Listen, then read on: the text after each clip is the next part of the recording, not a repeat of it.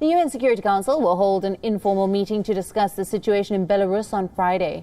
The meeting will this time be held in public and with the participation of the country's opposition leader, Svetlana Tikhanovskaya. According to sources, the video conference session will focus on human rights in Belarus. The country, which has been shaken by almost 3 weeks of protests against its president, cracked down hard on the news media on Saturday. Now, some foreign journalists reporting in the country were deported, and the accreditation of many Belarusian journalists was revoked. Meanwhile, the White House said that Russia must respect the sovereignty of Belarus and the right of its people to elect their own leaders.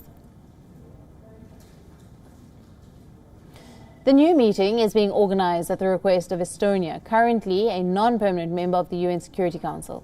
It will be informal, and its format allows members of the Security Council not to take part. Several Security Council members, such as China and Russia, view the Belarus situation as an internal matter and argue that they do not pose a threat to the international order and therefore should not be addressed by the UN Security Council.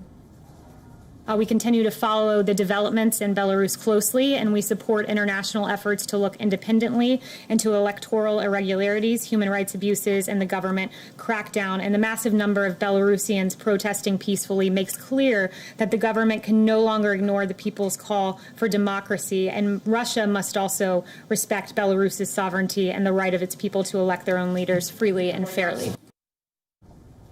Hundreds of thousands of protesters have rallied on the streets to demand the resignation of President Alexander Lukashenko, whom they accuse of rigging the August presidential elections.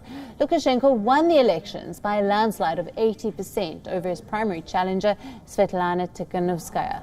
Now, Lukashenko has shown no sign of bowing to the protests, and he has denied the rigging allegations of any rigging of elections.